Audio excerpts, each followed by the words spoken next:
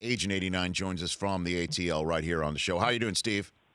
Hey, what's going on? I'm doing fine. I want to just bounce off you the topic du jour about Thursday night football. If you heard what Sean Payton had to say, and certainly Drew Brees just put a finger right on it about how dangerous it is for players to play Thursday night football, leading to more injuries. What was it like for you to get up for Thursday night football game, Steve? Well, first, when you talk about Thursday night, later in the season, all those games seem to be extremely important. And then you have the division rivals. So, yes, they become slobber knockers. They're more the mini car crashes are bigger, faster, just because of the value of the game, what's at stake. So you saw in that game, man, dudes were getting escorted to that little blue tent. Like they lost their ticket to an amusement park. It just was a lot going on. Concussion protocol was at its finest, and they were spotting, checking players. And I think they missed some players, too, that seemed to get up a little woozy at times. So I agree. Doing it later of the season is really hard. That's why the NFLPA had implemented with the league, understanding you minimize how much contact these guys are playing, because it's wear and tear on your body. And I don't care how old you are, how young you are, it's a lot of banging going on, and you got to monitor it. But did you feel when you were playing that there were some times that you were not ready to play Thursday night because it came too quickly, Steve? On Monday, yes. He's like, man, I got to play on Thursday. First of all, as a player, you go, man, what is coach going to do today? How is he going to act? Especially based off the performance of the team. So what you have to do is you create a routine very early in your career, so your routine has always helped to refresh you. But refreshed, worn down, when you accept that jersey, I always told myself before I go out, and I would tell my group, hey, once you accept this jersey, it's too late now. You have an expectation. Fans pay that good money and a high-priced ticket to go to the game. They don't care if you have any issues at home. They don't care if someone is sick in your family. When you accept that jersey, you line up, and it's the kickoff. They expect you to perform at a high level according to your contract, and you got to do it. Steve Smith, the NFL Network, right here on the Rich Eisen Show. Speaking of how coaches act, do you think Sean Payton should have been flagged for coming off the sideline like that last night? I mean, they're going to flag because they got to kind of quote unquote keep the control of the game. But that was a high level game. The stakes were high. So that coach, knowing Sean Payton, you got to show your players, hey, I'm in it with you too. I can't hit anybody, but my enthusiasm, I'm going to have your back. When I think there's a hogwash call, I'm going to let the referee know. I don't care if I get a penalty, but I want you guys to know I didn't think it was fair for you guys, and I'm going to rival with my guys. And that's what you want from your coach. You don't want a coach just sitting there with his mouth open looking like he disagrees, but he doesn't show that he's going to disagree. He doesn't show the players that he has their back. So you like that fire? You like it? I love that. Is that a surprise? Of course. Yeah, I love that. I knew that, right. You know what I even love? I even love Sean kind of running behind the referee, talking to him, and kind of did the crossover and then kind of little tripped him a little bit like, hey, So I saw that, too. We were laughing in the green room when Sean did that. I was like, oh, yeah, that was intentional. Mm-hmm. So when it all comes down to it, though, Steve, did you have a problem with the choking symbol, too? Were you with Freeman? That's Sean now. When he gets hot, when he gets into it now, Sean will talk. Now I think they had some stuff with me and Sean yelling at each other. When I was in Carolina, I yelled at him a few times on the sideline. I yelled at him one time. He used to have a defense coordinator there, and he also had a head coach that I didn't really be very fond of, Jim Haslett. I remember one time I was yelling at Jim Haslett on the sideline. I said, y'all got this chump covering me today? You suck. You're a terrible coach. And so we got into it a few times when Jim Haslett was the head coach. So Seeing that with Sean, that's who Sean is. You know, and I don't mind it because you know that coach is going to coach his team to beat you.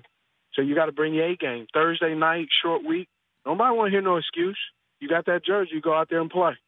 Steve Smith here on the Rich Eisen Show, and yet Devontae Freeman almost did choke, putting the ball on the ground as they were trying to run out the clock before that penalty that Sean Payton incurred. I mean, that would have been a monster turnover to go along with Matt Ryan's turnovers. What do you think about the Falcons moving forward now? They're in a good spot at 8-5 and have their ability to make the ticket punched for the playoffs right in their own hands. Steve, what do you think about the Falcons after what you saw last night? Well, before the game, I just said I expected the Saints to win handily because of how well-rounded and how this Saints, Drew Brees, Sean Payton offense has evolved where you don't rely on Drew as much. But I didn't expect Atlanta to come out the way they did. They did, so I had to eat some humble pie. And, you know, I said there's a two-team race in the NFC South. They put themselves right in the thick of it. And what's even better is they all play each other still. And Week 17, not to skip over, but Week 17 is going to be crucial because they play the Carolina Panthers in Atlanta. Man, that's going to be exciting to see what happens because it may end up being the deciding factor if they go to playoffs or not. That may be game 256 on NBC. That may be the last game of the year. Ask him the poll question, Chris. Ask Steve Smith the poll question. Hey, Steve, who wins the NFC South? Falcons, Panthers, Saints? What do you think? All said and done. Well, you got to go with the team, what they have done collectively. You can't always just go with what they've done lately. And so collectively, you have seen the New Orleans Saints play well. They've already beat the Carolina Panthers twice. But when I look at the Carolina Panthers, they've been missing some guys. They get their chain mover back, Greg Olsen. So you would hope he gets back in a rhythm. But you got to go. You know, I went to public school, so I'm going to go with the team with the highest number. So I'm going with I'm going with the Saints. But if you have Atlanta playing the way they play, and you have Carolina sneak in and beat possibly the Vikings, and they get momentum, whichever team in the NFC South gets the best momentum will be the hot hand. And that's really my answer because I know I was supposed to say something. I really don't know. That is the best part about football as an analyst right now.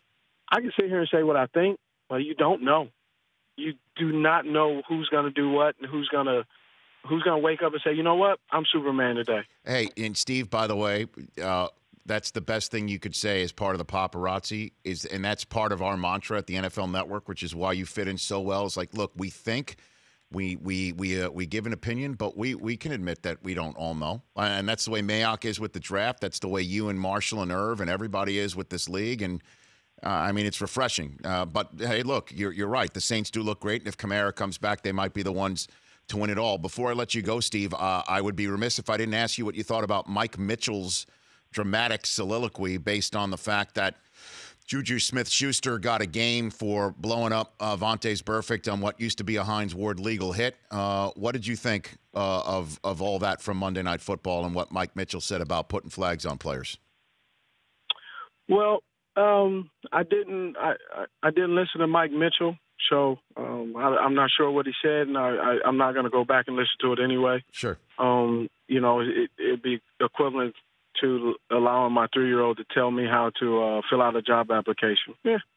So, but I am a huge fan of Juju Smith-Schuster, and I do believe when you are suspending players based on hits, and you're suspending and doing all this stuff, I think realistically there is a process that doesn't seem to have a real system. It's a moving target, and we need to have it on solid ground.